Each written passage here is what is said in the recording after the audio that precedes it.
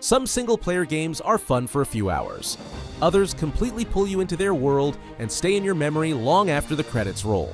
From brutal combat and emotional stories to massive adventures packed with unforgettable moments, these are 23 single-player games every gamer should experience at least once. Let's get into it. Red Dead Redemption 2.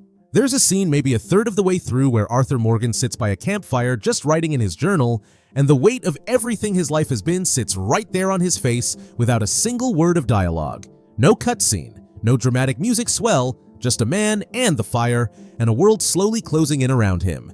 That's Red Dead Redemption 2. That's what separates it from everything else. Rockstar didn't just build a world, they built a feeling. The year is 1899, the Wild West is dying, and you're riding with the Van der Linde gang through the final gasps of an era that was never coming back. Animals hunt each other in the wilderness. Strangers remember your face from days ago. Your horse flinches in a snowstorm. The level of detail here isn't a feature list, it's an argument that a video game world can feel genuinely, irreducibly alive. And at the center of it all is Arthur. His arc from hardened outlaw to something far harder to define is one of the most moving journeys this medium has ever produced. The kind of story that doesn't announce its emotional punches, it just lands them quietly and walks away. It asks for patience early on, no question. The pace is deliberate and the opening hours are slow. But what's waiting on the other side of that patience is something most games never even attempt, and Red Dead pulls it off completely. Looking for trouble? I got plenty to give. Go on, break that idiot. Just calm down. Playing a game that'll get you killed. Yeah, second thought, I think I'll stay. Fraternize a while longer.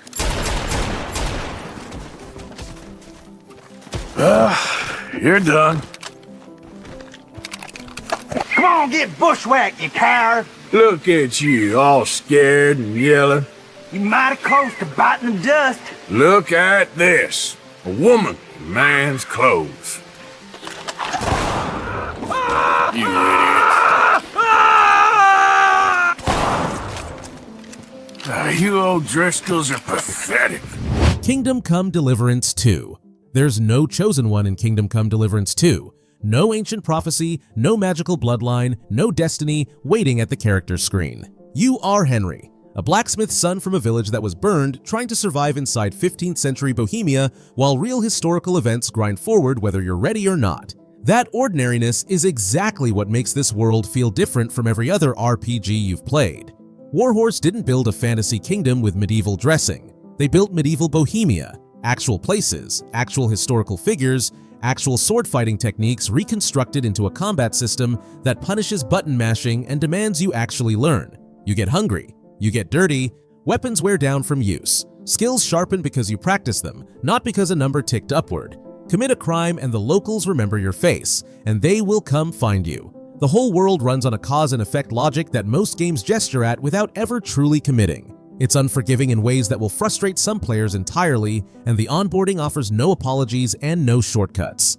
But if you've ever wanted a medieval world that actually behaves like one, a world that treats you like an adult, respects your patience, and rewards genuine engagement, this is the only game that delivers it at this level. Nothing else in this space comes close. You're finished! Jesus Christ, that's Jason Bourne. Dung rubber! Do it! Fucking bastard! Out of here! You're going to get it! Get him!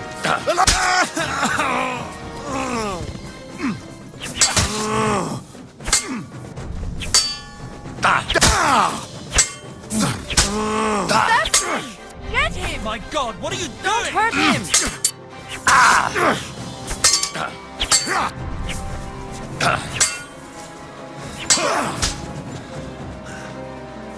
If you keep resisting, I've all the right in the world to execute you all. Sekiro Shadows die twice. There's a boss in Sekiro that killed the person writing this script 23 times. Not an exaggeration. 23 attempts, each one ending somewhere new, each one teaching something small and specific about a rhythm that was slowly becoming readable.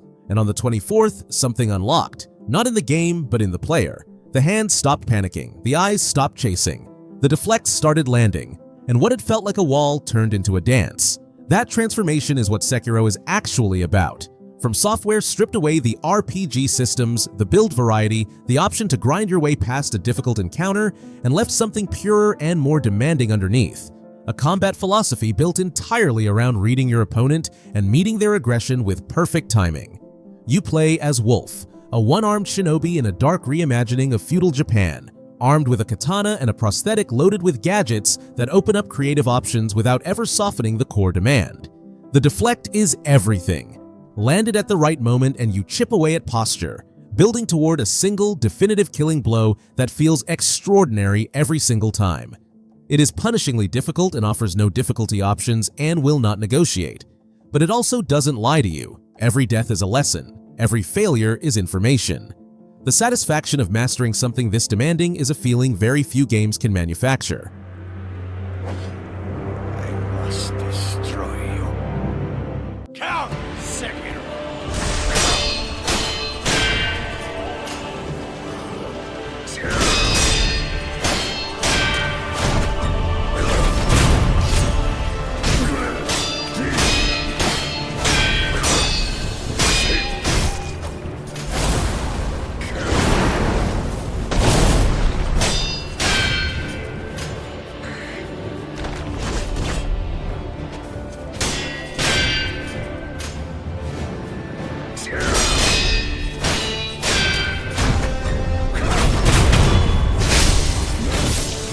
Cyberpunk 2077.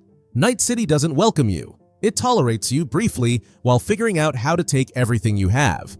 The skyline is gorgeous and the neon never sleeps, and every street corner is selling something, but the whole place runs on desperation underneath all that chrome.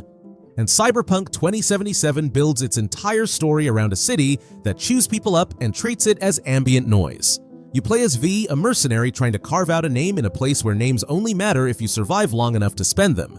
After a heist goes wrong in ways you didn't plan for, you end up sharing your head with Johnny Silverhand, a long-dead rock star voiced by Keanu Reeves with a charismatic fury that makes every scene crackle. And the two of you are stuck together, a countdown ticking underneath everything, no clean way out. The story is dark and personal and relentlessly paced, and Night City might be the most realized open-world setting ever built.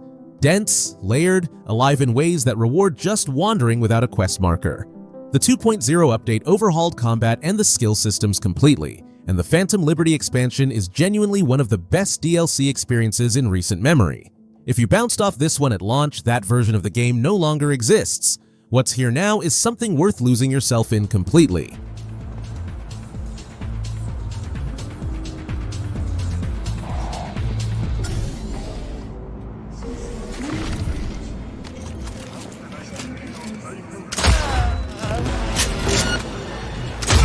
Dirty shit!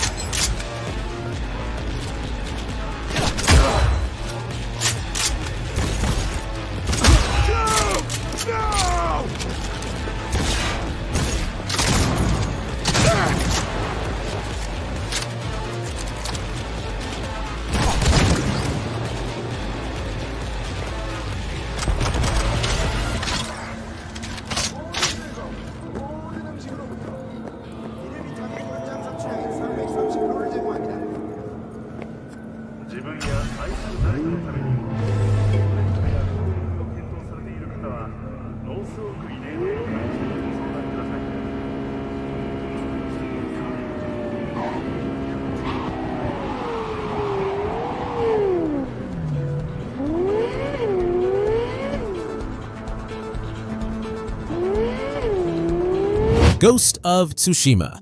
There's a moment in Ghost of Tsushima where you stand at the edge of a field and the wind moves through it. Grass bending in long, slow waves, petals pulling loose and drifting past your armor. And the game uses that wind not as decoration, but as navigation, pointing you toward what comes next without a single marker cluttering the screen. That design choice tells you everything about what Sucker Punch was reaching for here, a game that trusts atmosphere over instruction. Jin Sakai is a samurai in the truest sense. Trained from childhood in a code that values honor above survival, thrown into a Mongol invasion that doesn't care about codes. The island of Tsushima is burning, and the tactics that defined him are getting his people killed. Watching him reckon with that, the slow, painful decision to become the ghost, to trade duels in open fields for shadows and fear and whatever works, is a character arc with genuine moral weight underneath all the beauty. And it is breathtakingly beautiful. The art direction here operates on a level that makes you stop mid-gallop just to look. Combat matches the aesthetic, sword stances shifting fluidly between enemy types, standoffs that distill the entire samurai cinema genre into a single held breath before the strike. The open world follows some familiar patterns and the side content thins out eventually. But the atmosphere carries everything. This world earns every second you spend inside it. These animals are caged. To be shipped away.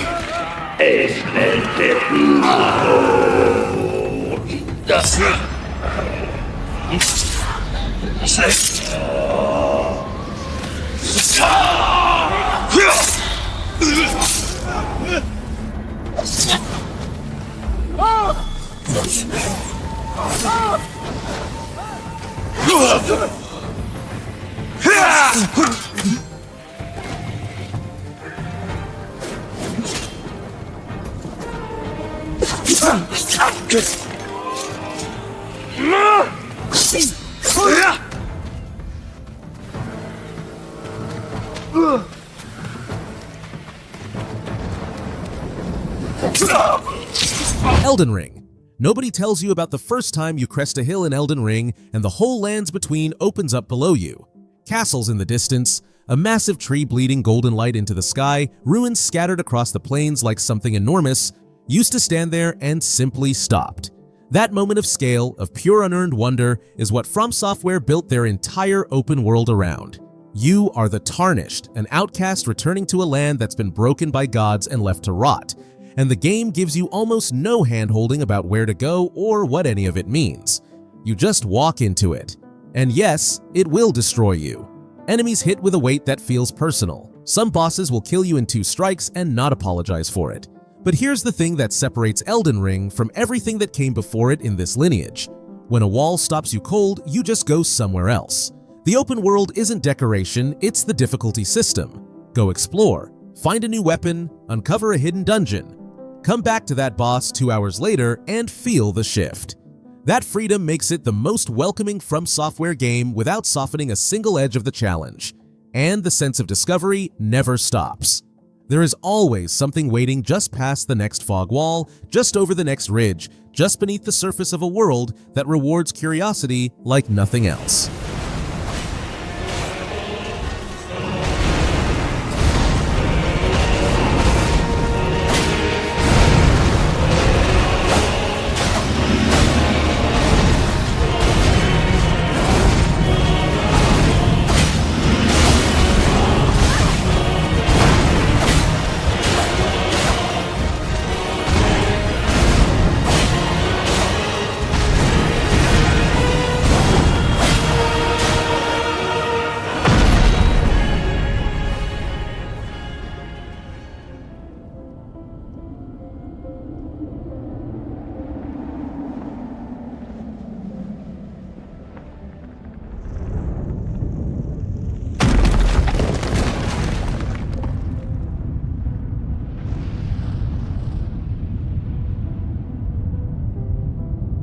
The Witcher 3 Wild Hunt.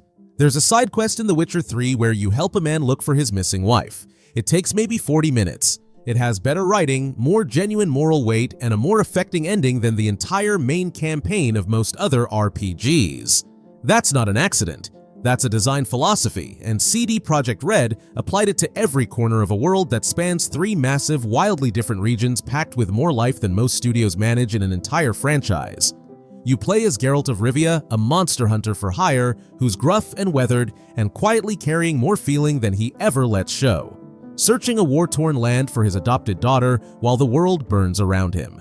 The writing is phenomenal throughout. The choices you make are rarely clean. They're morally tangled in ways that sit with you afterward, consequences rippling out in directions you didn't anticipate. Characters don't feel written, they feel lived in. The combat has a looseness to it that some people find clunky, and that's fair, but it's such a minor friction against everything surrounding it that it barely registers.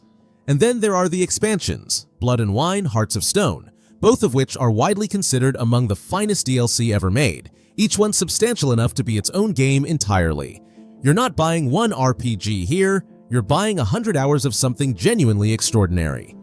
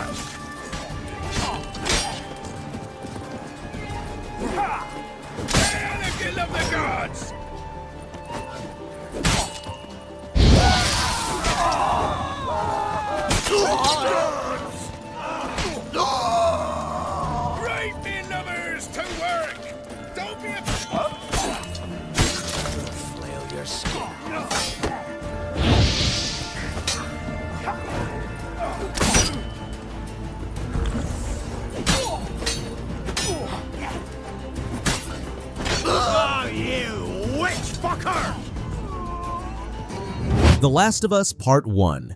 There's a kind of dread in The Last of Us that doesn't come from the monsters, it comes from the silences. The way Joel moves through a ruined building like someone who has learned every sound carries consequences. The way Ellie watches him from a step behind, learning what fear looks like in a man who refuses to name it. 20 years after a fungal outbreak collapsed civilization, the world isn't just broken. It's been replaced by something crueler and more human than any creature in the dark. You play as Joel, a smuggler hollowed out by grief, tasked with moving a teenage girl named Ellie across what remains of America. She might be the last chance at a cure. But this was never really about a cure. It's about what grows between two people when survival strips every defense away. The gameplay earns every quiet moment. Tense, brutal, permanently short on resources, where every bullet matters and no encounter feels safe. The infected are terrifying. The humans are often worse. This remake rebuilds the original completely, and the results speak for themselves. Environments that look simultaneously beautiful and irreparably broken, exactly like the world they inhabit. If you already know this story, you know why people still talk about it. If you don't, go in knowing as little as possible and let it do what it was built to do. In the north, or contact in the south. Yeah, I don't know. Left out there to see.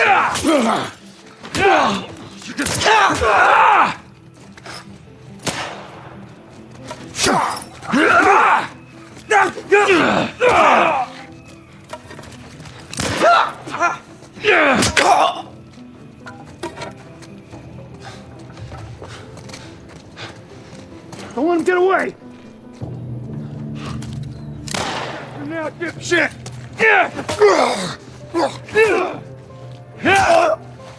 That's the way to do it.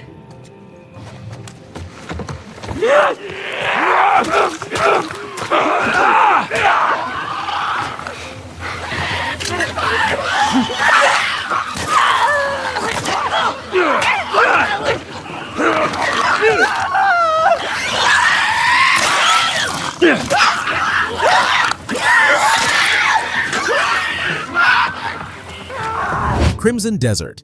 There's a moment early in Crimson Desert where you're standing on the edge of a cliff, wind cutting across a tundra that stretches so far in every direction you genuinely lose your sense of scale. And then you realize you haven't even scratched the surface of the map. This world is enormous. We're talking twice the size of Skyrim. And that's not a boast, that's a warning. Tundras bleed into sun-scorched deserts. Dense forests open into floating sky islands, and crossing the whole thing on horseback takes actual, real-world hours. You play as Cliff, a mercenary carved from the kind of rough medieval world that doesn't apologize for being brutal. And the combat matches that energy completely. It's fast and physical and endlessly creative. You can grapple enemies mid-fight, hurl them into entire bandit camps, weave in magic, and chain combos that feel genuinely dangerous, like you're improvising violence in real time. There's even a camp building system that feeds back into your actual gameplay, not just something decorative sitting off to the side.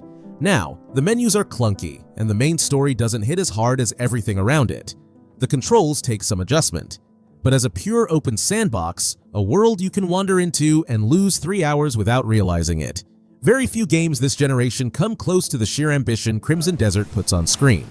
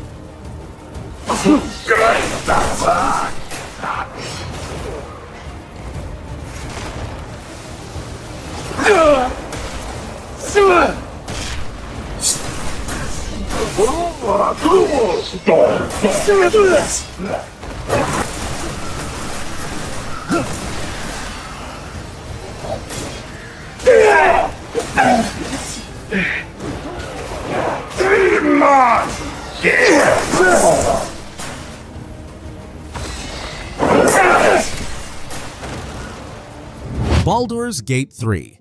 There's a moment in Baldur's Gate 3 where you make a choice that feels small.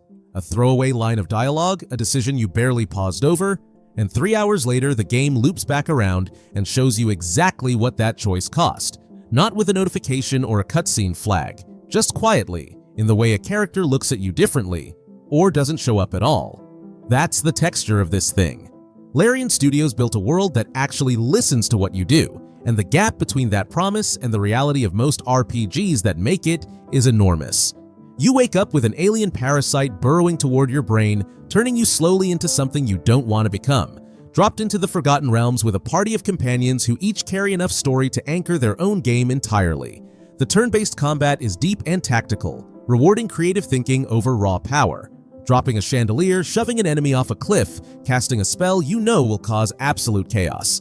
Every problem the game throws at you has a dozen solutions, most of which Larian anticipated because the world accounts for them. It's massive, easily 100 hours, and no two playthroughs look the same. The closest thing gaming has to a genuinely reactive world run by a dungeon master who always says yes. Nobody gets in! Zevlor's orders! That pack of goblins will be on us any second! What's going on? Goblins are on our tail! Open the gates, Zevlor, now!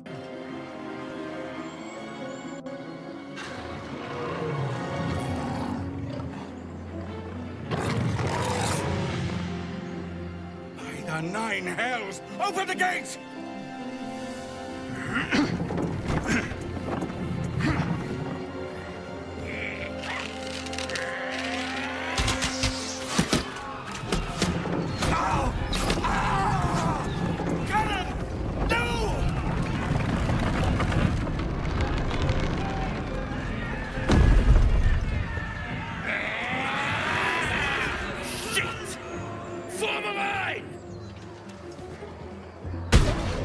Damnable roach! Provoke the blade and suffer its sting. Rise of the Tomb Raider. There's something about Lara in this game that feels earned. Not the version of her from the old films or the campy originals. This one is still carrying the weight of Yamatai, still figuring out who she is.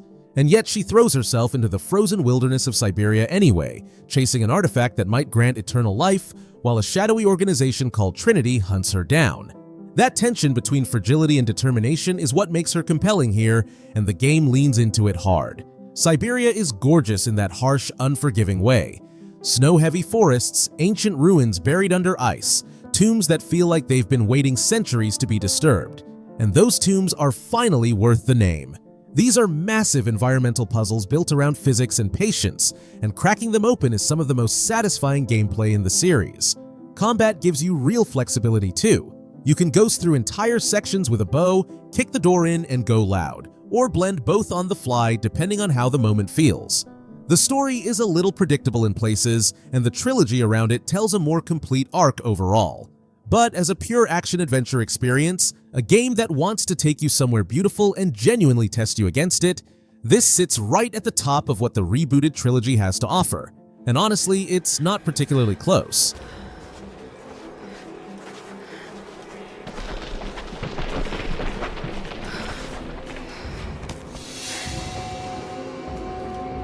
There was something in Dad's research about this. It was said the Prophet's tomb was hidden in the cliffs above one of the forgotten cities. Legend speaks of an oasis where the Prophet was laid to rest.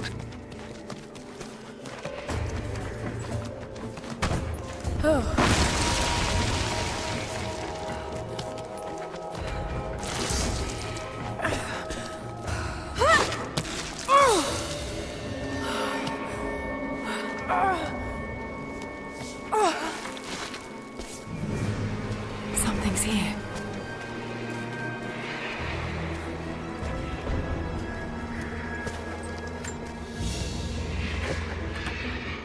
A religious icon. Detailed in a... The Elder Scrolls V, Skyrim. There's a reason people are still playing this game 14 years later, Desad Sandi. Not out of nostalgia, not because nothing better came along, but because nothing else has ever replicated the specific feeling of cresting a mountain in Skyrim and seeing a world that seems to extend forever in every direction, full of places you haven't been yet and stories you haven't found. Bethesda built something here that operates less like a game and more like a space you inhabit.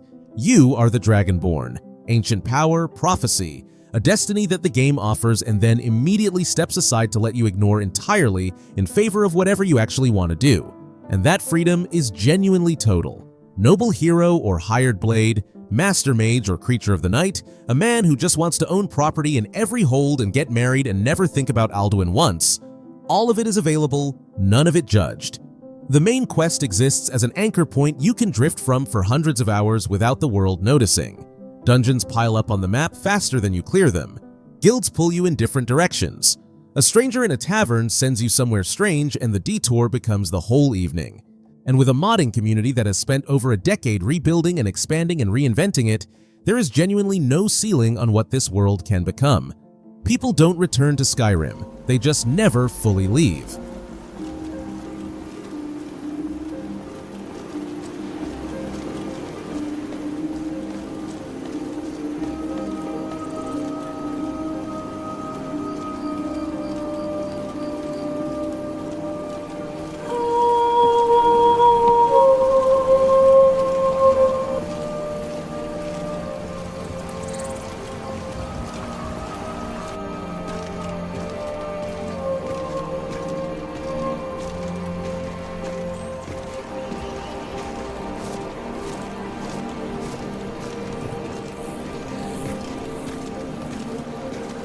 What's the Jarl going to do about it? How are we supposed to feel safe in our own homes? Please, nothing.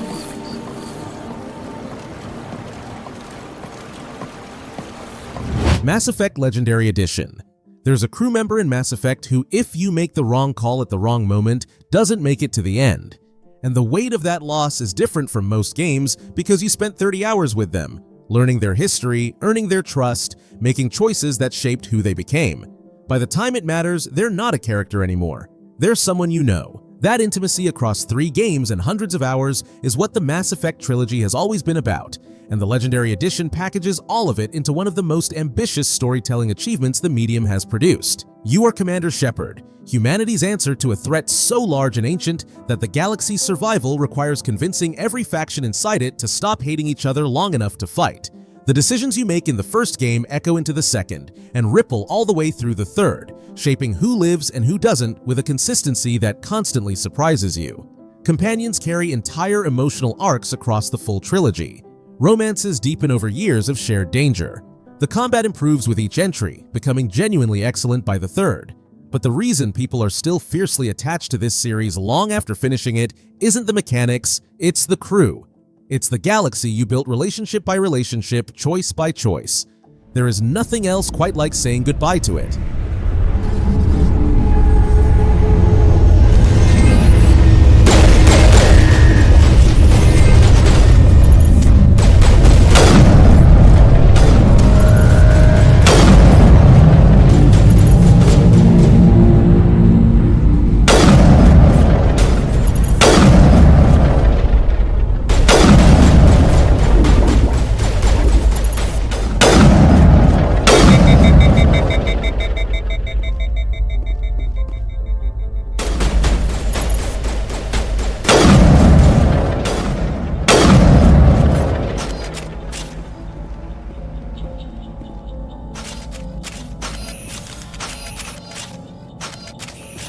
Batman Arkham Knight. There's a specific feeling you get when everything clicks in Arkham Knight, when you drop from a gargoyle into a crowd of 12 enemies and start picking them apart one by one, the camera swaying with every hit, the counter system singing, your fists landing with that deep, satisfying thud.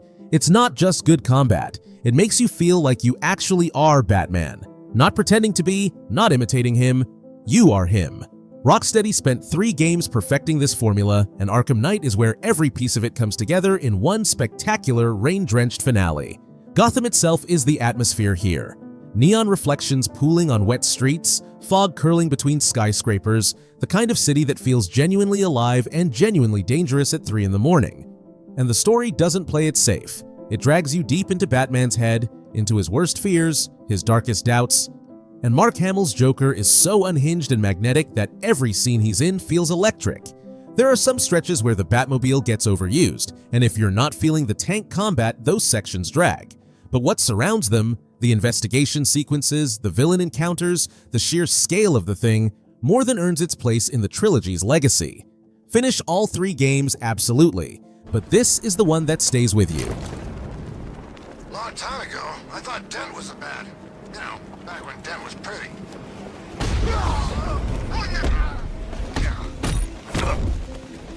It is him. Kill him!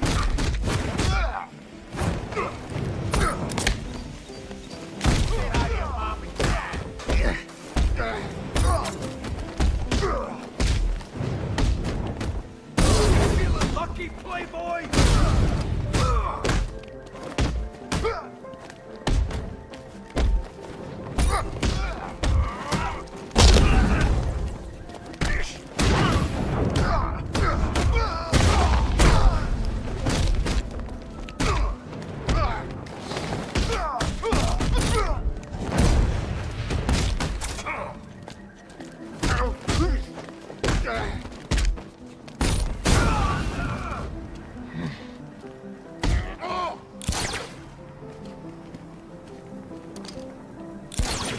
Resident Evil 4 Remake.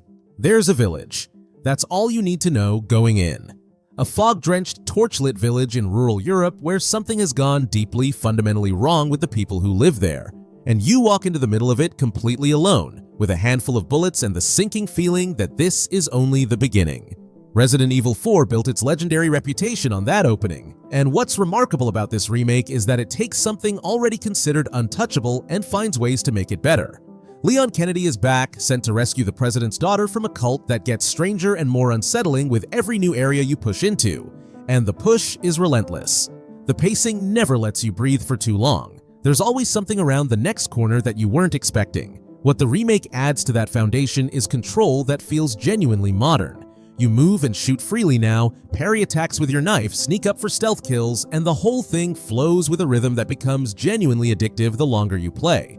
The campaign is perfectly structured, the bosses are unforgettable, and Capcom's RE engine makes everything look extraordinary. Then you finish it and discover there's a whole Mercenaries mode waiting, plus Ada's bonus chapter. It's not just one of the finest remakes ever made, it's one of the best action games available right now, full stop. I've been waiting, hero boy.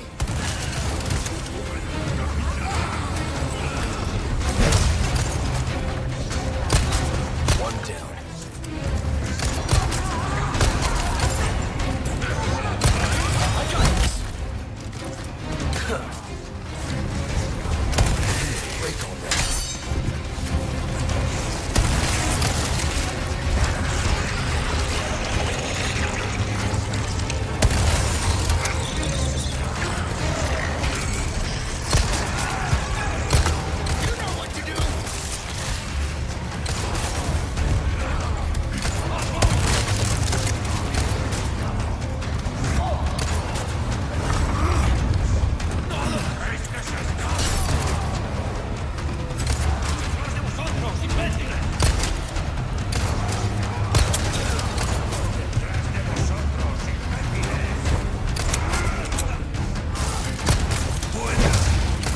God of War.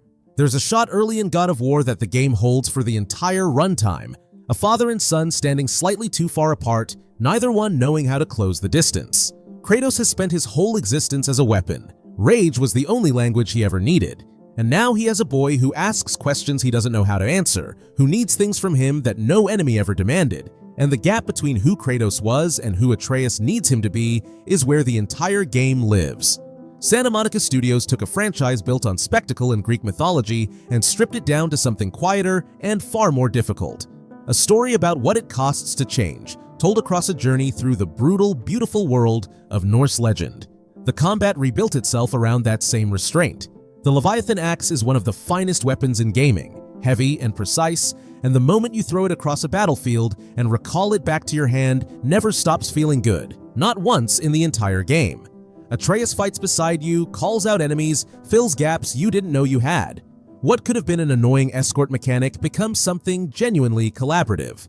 But every fight, every puzzle, every quiet moment of camp conversation feeds back into the same thing. Two people who don't know how to love each other, slowly, painfully figuring it out.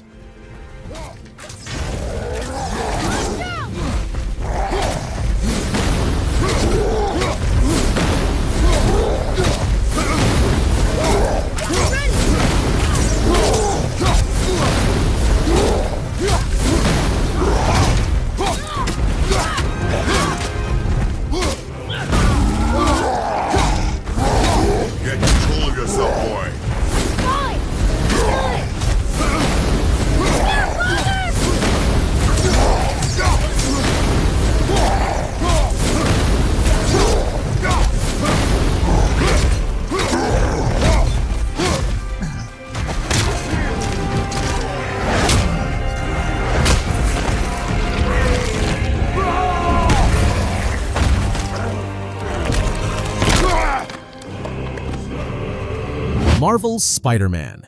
There's a joy to web-slinging in Marvel's Spider-Man that no description captures until you're inside it. The moment you leap off a skyscraper and physics take over, the web catching at the last second and sending you in a wide arc between towers while the city rushes past and you realize you've forgotten where you were going. Insomniac built traversal that rewards instinct over instruction, and the result is a New York that exists primarily to be moved through. You'll lose evenings just crossing it with no destination, chasing that rhythm. The Peter Parker here isn't the nervous kid still finding his footing. He's been at this for years, carrying everything that comes with it. Rent he can't pay, relationships he keeps letting slip, and a city that never stops needing him. That tension grounds the story in ways superhero games usually skip, and when it builds toward its finale, the payoff lands harder than you expect. Combat matches the traversal, fluid and acrobatic, weaving gadgets and webs and raw momentum into something that flows so naturally it stops feeling like inputs and starts feeling like instinct. The villain conflict is deeply personal, earned carefully across the whole runtime rather than announced up front. Not an origin story, a story about what it actually costs to be someone a city relies on, told with more genuine heart than the genre usually bothers to attempt.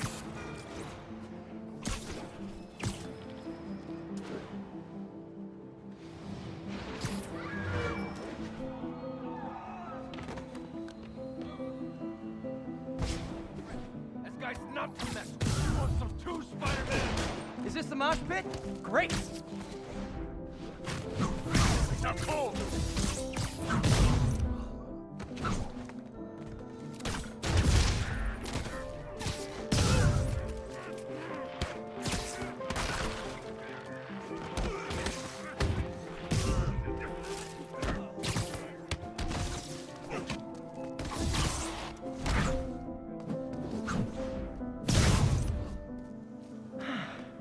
Love laying out bullies. Assassin's Creed 4 Black Flag. There's something about open water that does something to your chest. That particular freedom of standing at the bow of a ship with nothing ahead but horizon. The wind filling the sails, your crew breaking into a shanty without being asked. Black Flag understood that feeling and built an entire game around it. Edward Kenway is not a hero in the traditional sense. He's charming and selfish and almost completely motivated by money. A Welsh privateer who stumbled into the assassin conflict by accident and decided the adventure was worth more than any cause. And honestly, that honesty about who he is makes him more compelling than most noble protagonists ever manage.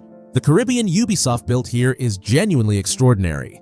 A sun-drenched open world of island chains, hidden coves, coral reefs, and shipping lanes alive with targets worth hunting. Naval combat is the heart of it, and it never loses its thrill.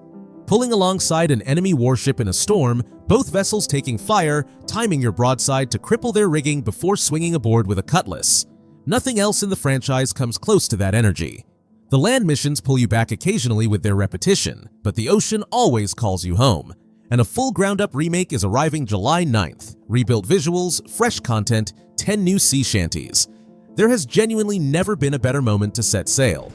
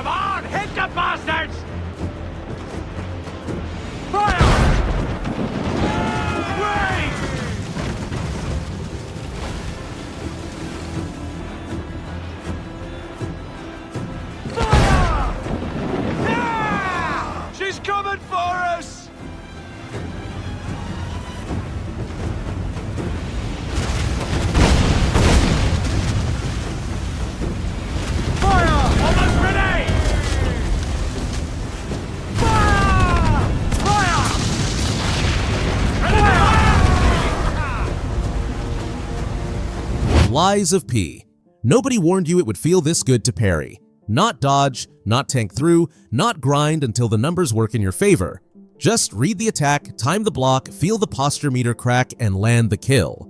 Lies of P builds its entire identity around that single, deeply satisfying loop, and it executes it with a confidence that genuinely surprises you coming from a debut Souls-like. The setup sounds like something conjured at 2 in the morning. A dark, gothic retelling of Pinocchio set in a crumbling Belle Epoque city where the automatons have turned violent and a creeping plague is twisting the survivors into something worse.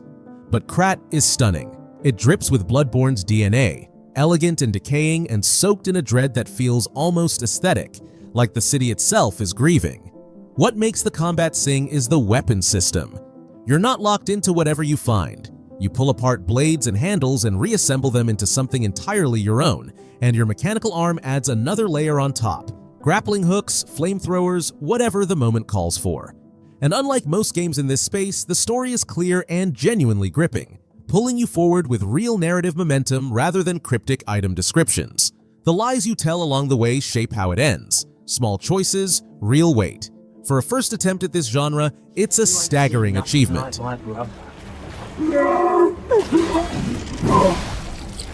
That toy is mine! Mine! Move from me, from it!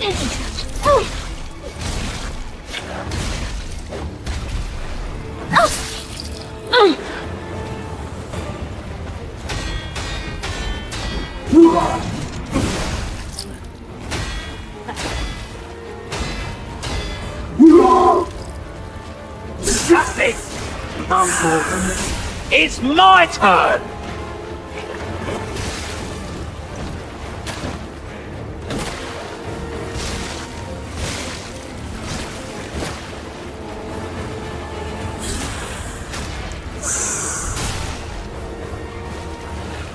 So this is Geppetto's puppet, huh?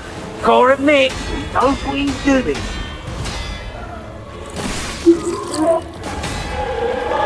Fallout 4. There's a moment right after you leave the vault. The door grinds open, sunlight hits you for the first time in 200 years, and the Commonwealth stretches out in every direction, broken and overgrown and somehow still breathing. It doesn't feel like a wasteland. It feels like a world that survived something and kept going anyway. That contradiction is what Fallout 4 runs on. You're out there searching for your kidnapped son, technically, but within an hour you've forgotten the main quest entirely because there's a ruined church on the horizon and you absolutely need to know what happened inside it. That's the loop. That's the pull. Boston's irradiated ruins are stuffed with environmental storytelling, diaries left on desks, skeletons arranged in ways that tell entire tragedies without a word of dialogue. Locations that reward the kind of slow, curious exploration most games never encourage. The gunplay is the best the series has ever felt. The weapon crafting runs genuinely deep, and the settlement building system is so robust and absorbing it could justify its own game entirely. You will spend 2 hours arranging lights in a shack and feel completely fine about it. Is it buggy? Absolutely, in that classic Bethesda way that somehow becomes part of the charm. and the dialogue system simplified things older fans loved. But as a pure sandbox, a world that opens its arms and invites you to get lost, very few games will consume your free time quite as willingly as this one.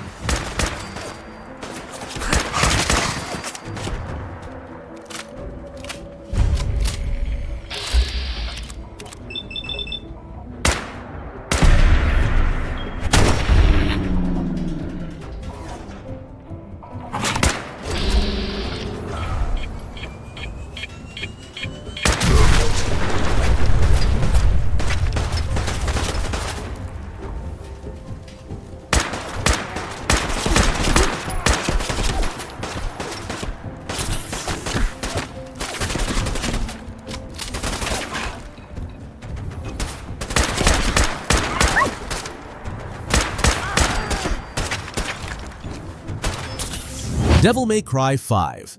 There's a grade that flashes on screen in Devil May Cry 5 after a good fight. SSS, screaming across the display in red and gold. And the first time you earn it legitimately, not by accident, but by actually chaining together something intentional and unbroken and genuinely stylish, something changes. You stop playing to win and start playing to perform. That shift is the whole game. Capcom built something here that has no real interest in being subtle about what it wants from you. It wants you to look incredible, and it gives you an almost absurd toolkit to make that happen. 3 playable characters, each so mechanically distinct they could anchor separate games entirely. Nero with his swappable prosthetic arms, each one radically changing how he moves through a fight. V, who hangs back and commands 3 demon familiars while the chaos unfolds around him like a conductor at the end of the world. And Dante, legendary, ridiculous, weaponizing 2 halves of a motorcycle against hell itself while swapping between swords and guns and combat styles mid-combo without breaking rhythm.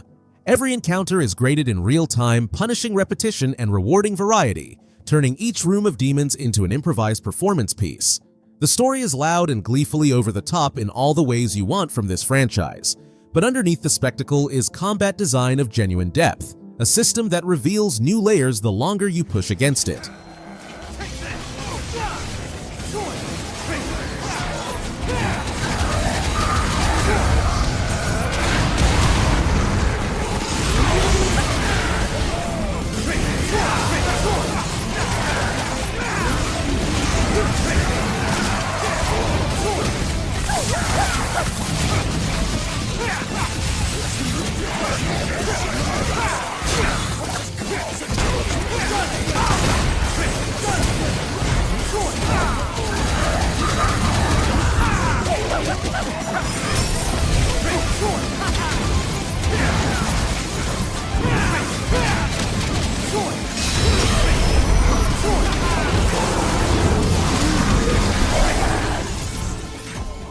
Hollow Knight? There's a specific kind of loneliness that Hollow Knight wraps around you.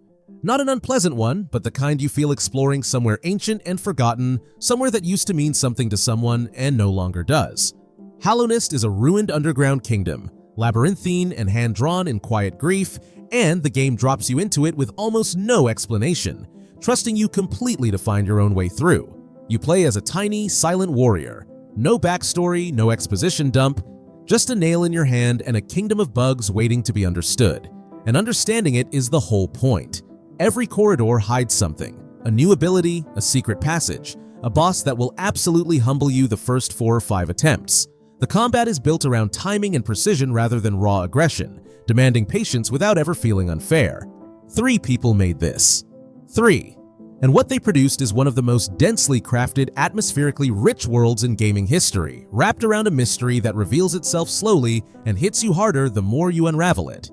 Christopher Larkin's score moves underneath all of it like something quietly breathing, melancholic and impossible to shake.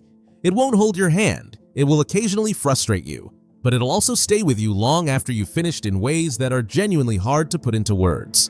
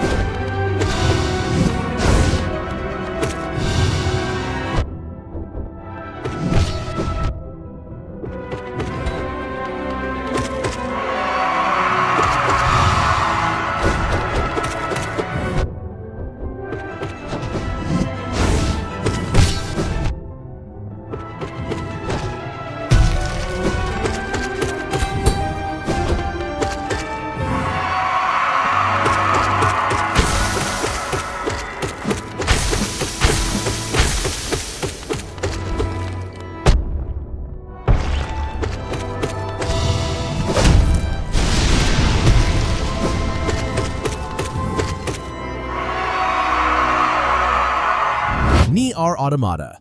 Nobody tells you that finishing NieR Automata the first time is just the beginning.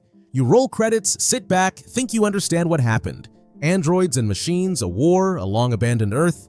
And then the game quietly asks you to go back. And you do. And everything shifts.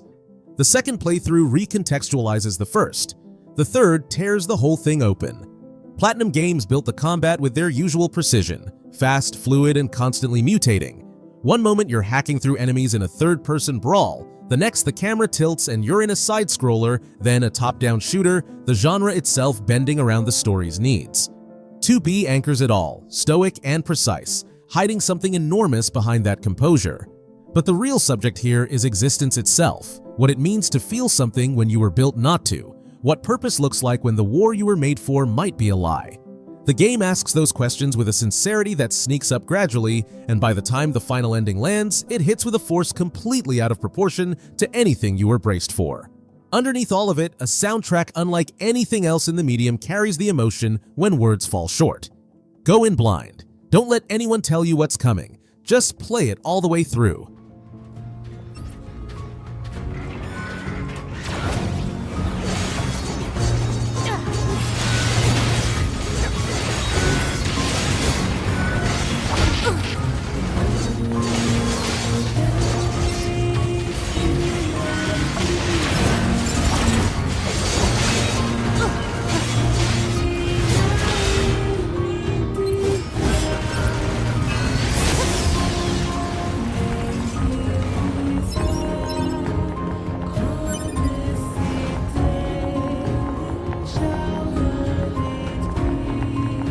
And restore access point immediately.